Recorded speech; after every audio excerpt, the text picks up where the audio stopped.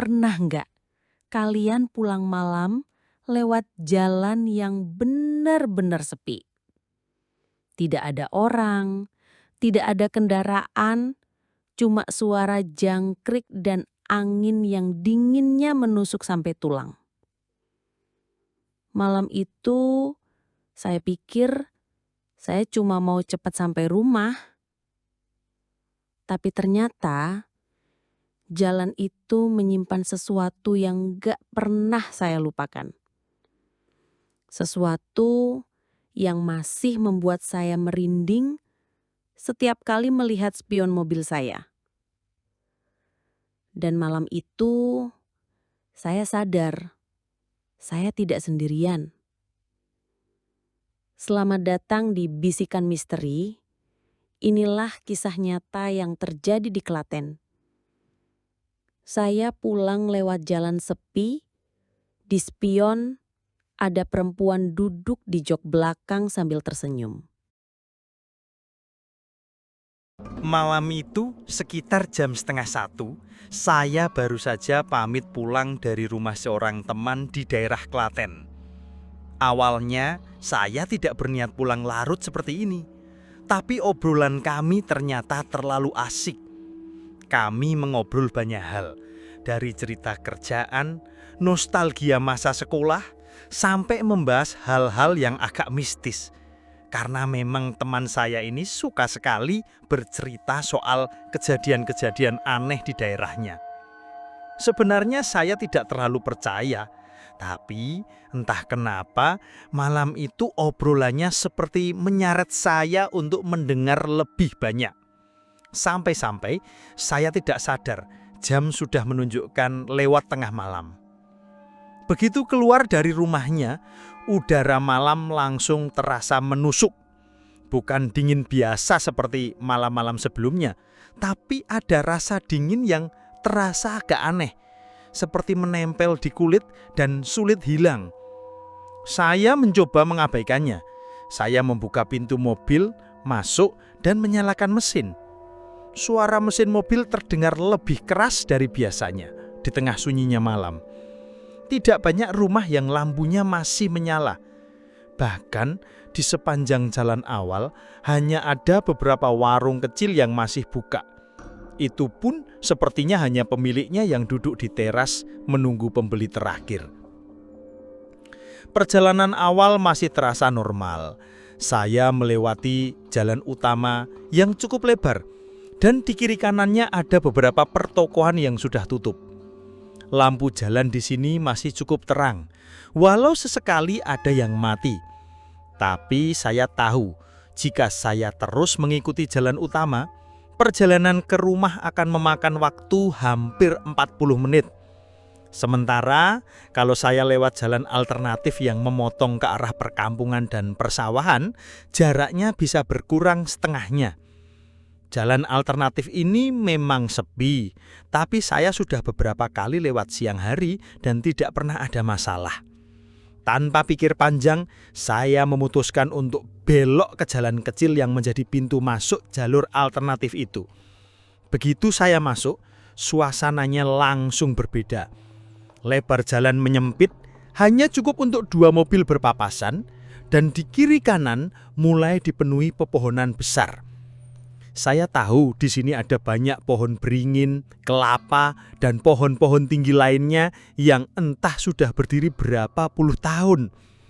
Beberapa dahan pohon melengkung dan hampir menyentuh jalan, membuat suasana seperti berjalan di dalam terowongan yang dibuat dari ranting dan daun. Lampu jalan ada, tapi jumlahnya sangat jarang. Kadang saya harus melewati hampir 50 meter hanya ditemani cahaya lampu mobil sendiri. Setiap kali cahaya lampu depan mobil saya menyapu ke batang pohon atau semak-semak di pinggir jalan, bayangan yang terbentuk terlihat bergerak-gerak seolah mengikuti laju mobil. Saya menatap lurus ke depan, mencoba untuk tidak membiarkan pikiran saya kemana-mana. Namun, sayangnya, otak saya malah mengingat lagi cerita-cerita aneh yang teman saya ceritakan tadi. Tentang orang yang melihat sosok berdiri di pinggir jalan ini, atau motor yang tiba-tiba mati tanpa sebab. Angin malam bertiup cukup kencang membuat dedaunan bergesekan dan menghasilkan suara lirih yang panjang.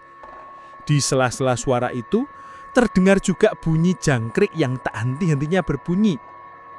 Anehnya, kadang bunyi jangkrik itu terdengar seperti berhenti mendadak, digantikan oleh keheningan yang begitu mencekam, lalu beberapa detik kemudian terdengar lagi.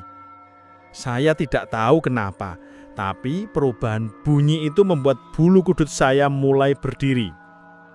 Untuk mengusir rasa cemas, saya mencoba menyalakan radio. Biasanya, radio bisa jadi teman perjalanan yang cukup ampuh, apalagi kalau ada musik atau suara penyiar yang rame. Namun anehnya, malam itu begitu saya memutar tombol radio, yang terdengar hanya suara seperti saluran televisi yang tidak mendapat siaran.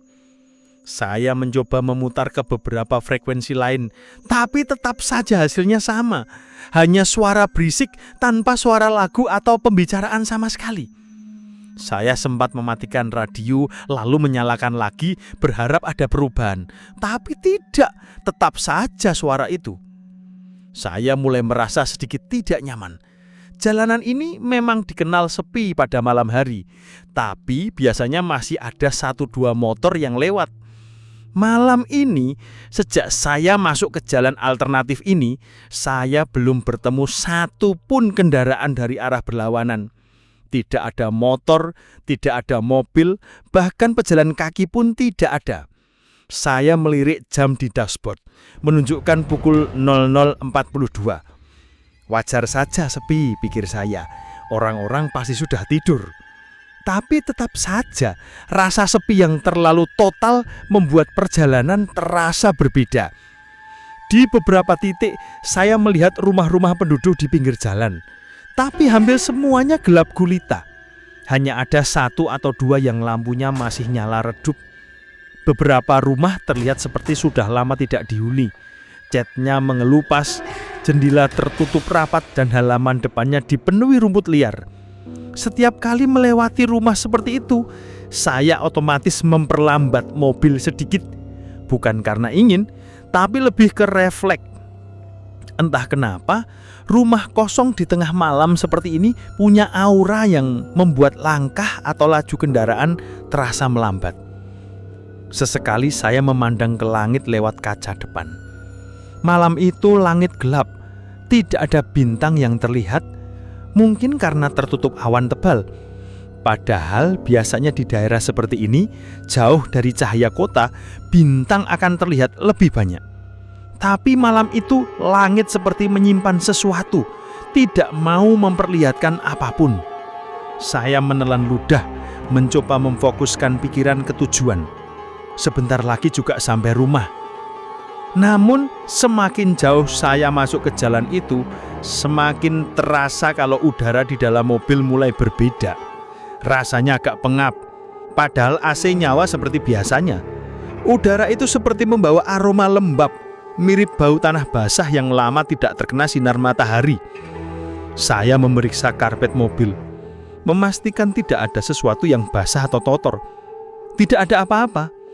Tapi aroma itu semakin terasa kuat. Saya mencoba mengalihkan perhatian dengan menyetel playlist musik di ponsel melalui Bluetooth. Namun anehnya, koneksi tidak mau tersambung. Layar ponsel menunjukkan tanda error, seolah Bluetooth-nya mati sendiri. Padahal sebelum berangkat dari rumah teman saya, semuanya berfungsi normal. Saat itu, ada rasa tidak enak yang mulai merayap. Bukan cuma karena suasana sepi, tapi ada semacam perasaan bahwa saya tidak benar-benar sendirian di jalan ini. Cahaya lampu mobil terus membelah kegelapan, tapi di sisi kiri dan kanan hanya ada bayangan batang pohon yang tinggi menjulang. Di beberapa titik, saya bisa melihat sawah terbentang luas, tapi hanya terlihat sebagai hamparan gelap tanpa bentuk. Di kejauhan, saya sempat melihat seperti ada cahaya kecil berkedip, mungkin dari lampu rumah atau senter seseorang. Tapi ketika saya semakin dekat, cahaya itu menghilang begitu saja, membuat saya ragu apakah saya memang melihatnya atau hanya khayalan. Saya menghela nafas, berusaha menenangkan diri. Tidak apa-apa, ini cuma jalan biasa, nggak ada yang aneh.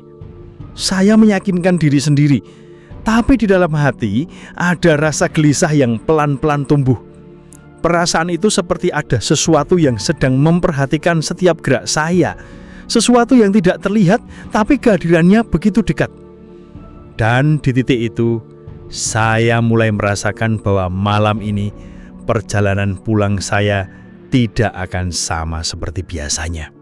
Saya masih melaju pelan di jalan sempit itu. Mobil saya hanya melaju sekitar 40 km per jam. Bukan karena mesinnya bermasalah, tapi karena entah kenapa saya merasa seperti sedang dibatasi. Seperti kalau saya menambah kecepatan sedikit saja, akan ada sesuatu yang salah. Perasaan itu benar-benar aneh. Angin dari luar makin kencang, membuat daun-daun bergoyang. Sesekali ada ranting kecil yang jatuh ke aspal, dan terdengar bunyinya saat terlindas ban mobil. Suara itu sebenarnya biasa saja, tapi malam itu rasanya seperti bunyi itu lebih nyaring dari seharusnya. Seolah-olah setiap bunyi kecil sedang berusaha menarik perhatian saya. Di sebuah tikungan, saya mulai merasa ada yang berbeda di dalam mobil. Bukan dari suara, tapi dari suasana. Dari tadi saya memang sudah agak merasakan seperti ada hawa di belakang kursi saya. Awalnya saya pikir itu cuma sugesti karena obrolan di rumah teman tadi. Tapi makin lama rasa itu semakin kuat. Seperti ada orang lain yang duduk di jok belakang. Saya tidak langsung menoleh ke belakang. Jujur saja saya tidak berani. Saya hanya melirik sekilas lewat spion tengah. Dan saat itu saya sempat terdiam. Saya benar-benar melihat ada sesuatu di spion. Samar-samar di bangku belakang mobil saya ada bentuk tubuh seseorang. Tidak jelas karena lampu jalan minim. Tapi saya bisa melihat rambutnya panjang, jatuh ke depan, menutupi sebagian wajah. Saya langsung memalingkan pandangan. Jantung saya berdegup kencang. Saya mencoba berpikir positif. Mungkin itu cuma bayangan jaket atau barang bawaan saya. Saya berusaha mengatur nafas, lalu mencoba melirik lagi lewat spion. Dan kali ini saya melihatnya lebih jelas. Seorang perempuan duduk di kursi belakang mobil saya. Wajahnya pucat, matanya hitam pekat. Dan dia tersenyum. Senyumnya bukan senyum biasa. Senyumnya lebar sekali, sampai-sampai seperti tidak wajar untuk wajah manusia. Bibirnya tipis, tapi saat tersenyum seperti memanjang ke samping, memperlihatkan giginya yang runcing. Saya refleks menginjak pedal gas lebih dalam, mobil melaju lebih cepat. Namun anehnya suara mesin terdengar seperti tertahan. Jalan terasa semakin panjang dan lampu jalan berikutnya seolah tidak pernah muncul.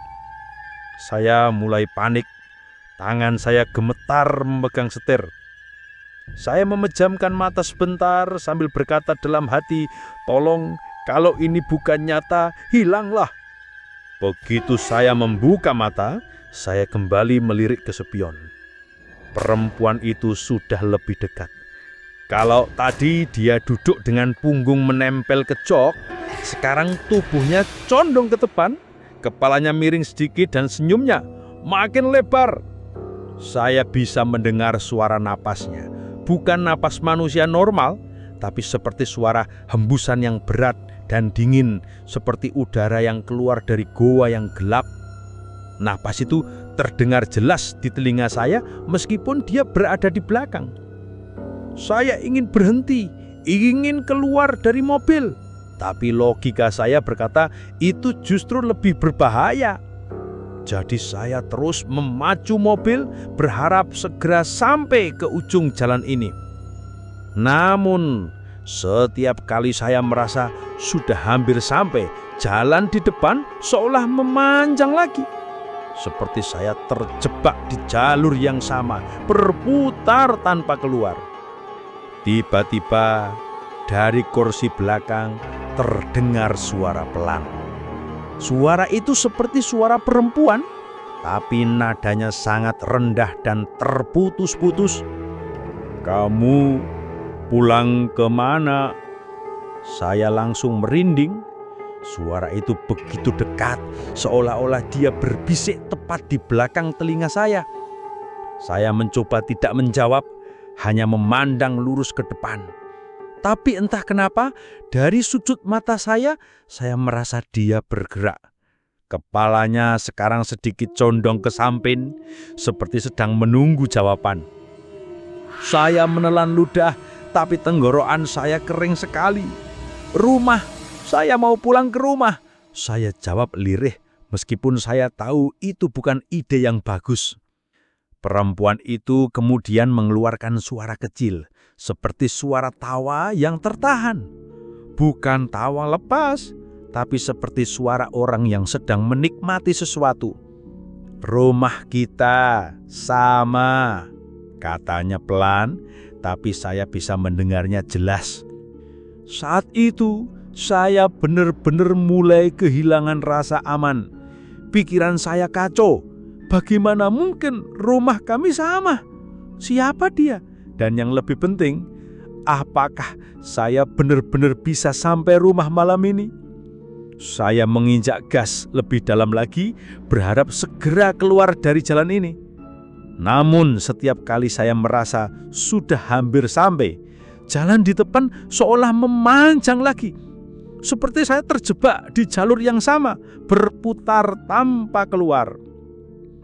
Tiba-tiba dari kursi belakang terdengar suara pelan. Suara itu seperti suara perempuan, tapi nadanya sangat rendah dan terputus-putus. "Kamu pulang kemana?" Saya langsung merinding. Suara itu begitu dekat, seolah-olah dia berbisik tepat di belakang telinga saya. Saya mencoba tidak menjawab, hanya memandang lurus ke depan.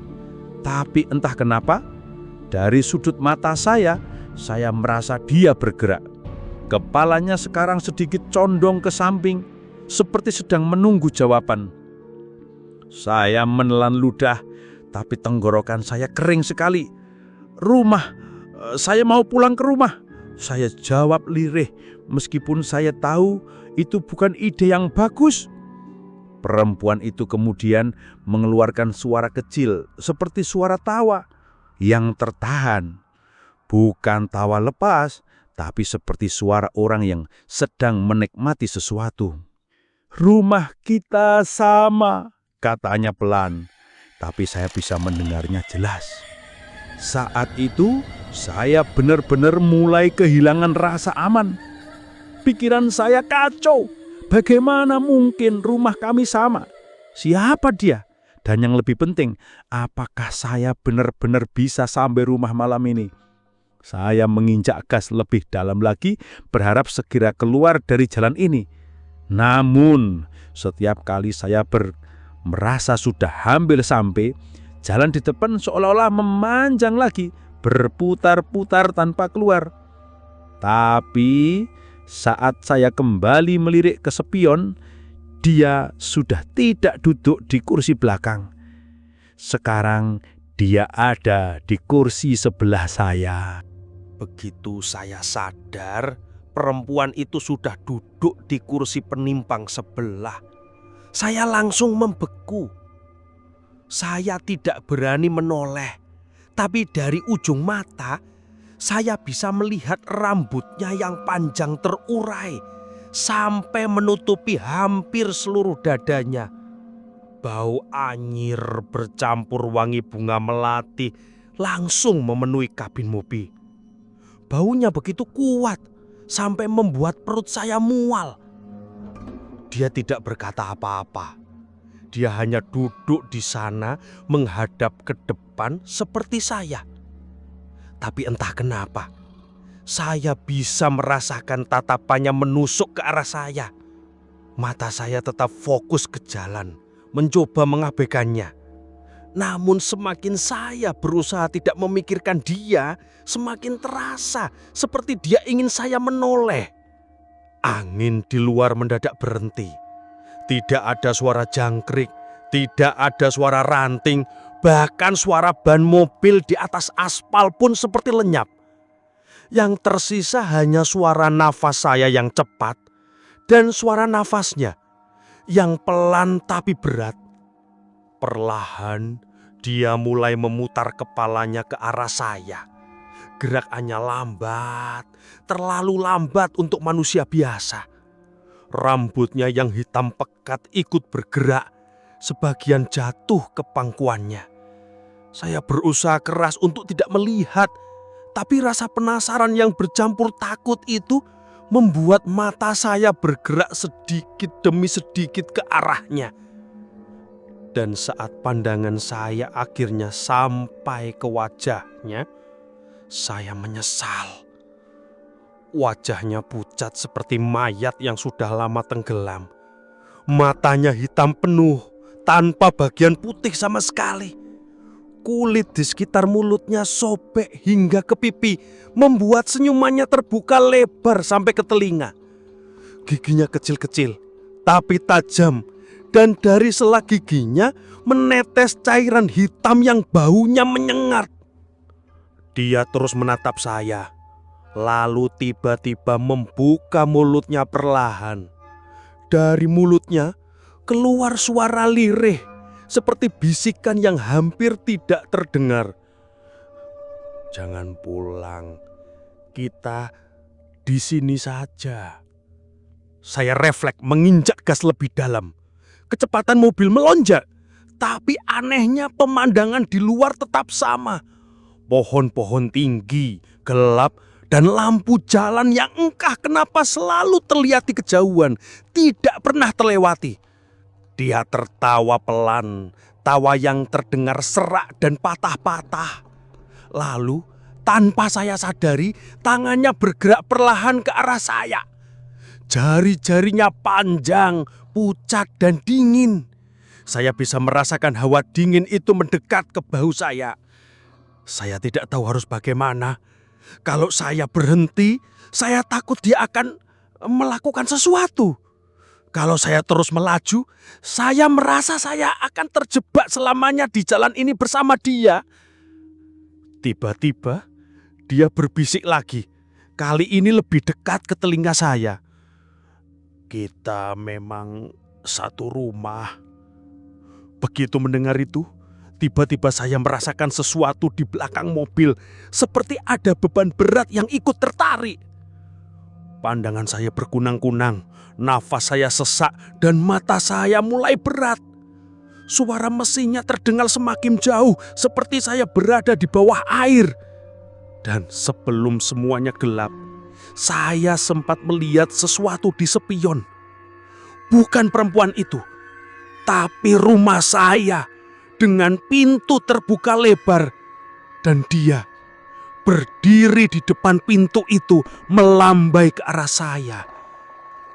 Begitu pandangan saya mulai jernih lagi, saya menyadari kalau mobil saya sudah berhenti.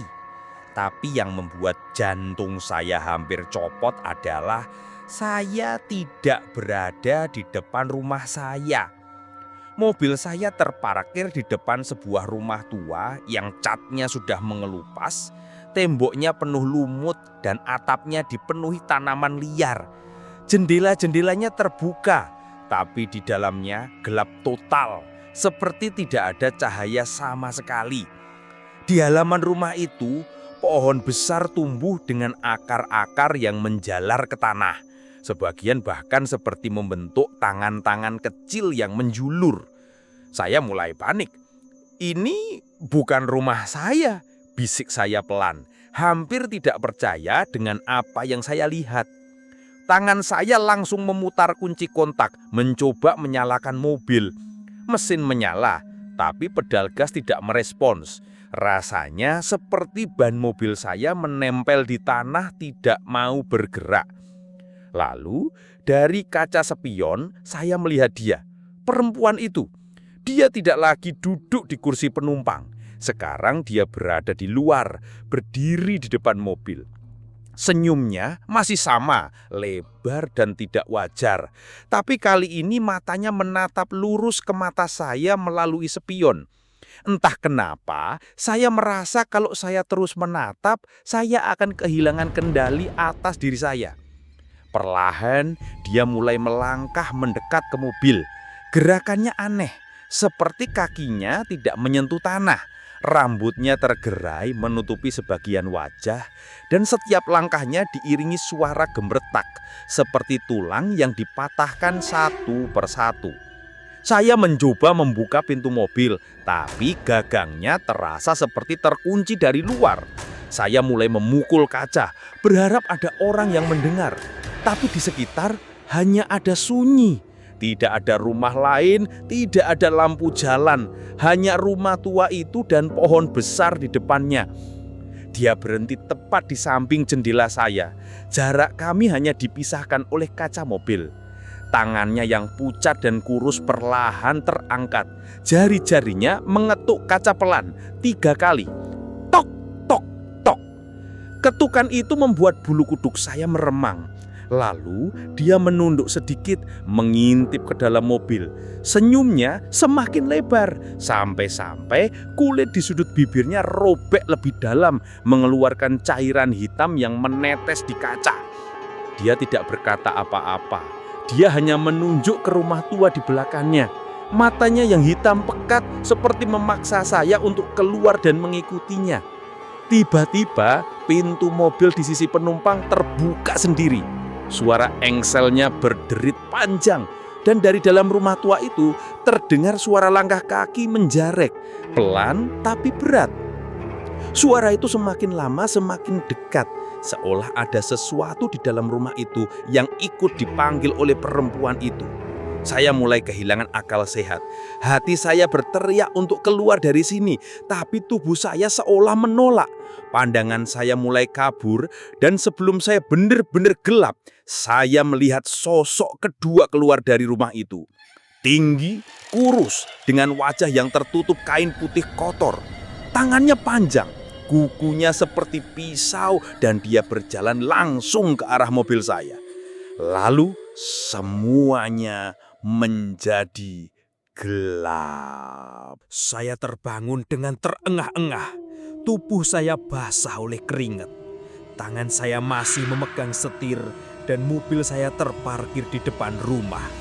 Saya langsung menghela napas lega. Mimpi, cuma mimpi, gumam saya pelan. Saya mematikan mesin, mengambil tas, dan keluar dari mobil.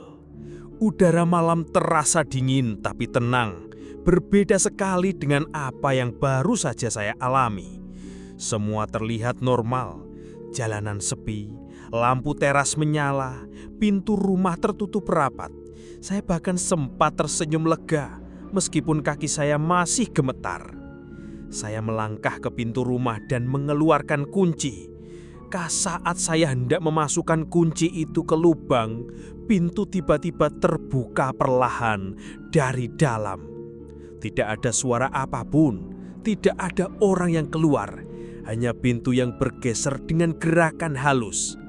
Jantung saya langsung berdegup kencang. "Halo, Bu, Pak," panggil saya sambil melongok ke dalam. Tidak ada jawaban. Lampu ruang tamu menyala, tapi suasananya aneh. Udara di dalam terasa jauh lebih dingin daripada di luar. Saya melangkah masuk, menutup pintu di belakang, dan menaruh tas di meja. Tapi ketika saya menoleh ke arah ruang tamu, saya membeku.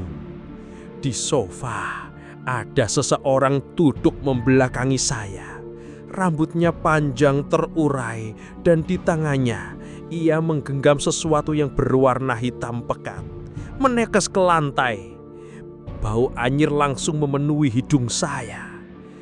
dia perlahan menoleh. Itu dia, perempuan yang tadi ada di mobil.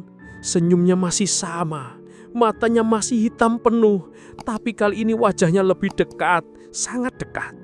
Saya mundur, tapi punggung saya menabrak sesuatu. Saat saya menoleh ke belakang, ada sosok tinggi kurus dengan kain putih kotor menutupi wajahnya, berdiri tepat di belakang saya. Napasnya berat, panasnya seperti langsung menembus kulit saya. Perempuan itu berdiri dari sofa, langkahnya pelan tapi pasti. Saya kan sudah bilang, kita satu rumah. Lampu rumah tiba-tiba padam. Dan sejak malam itu, saya tidak pernah benar-benar keluar.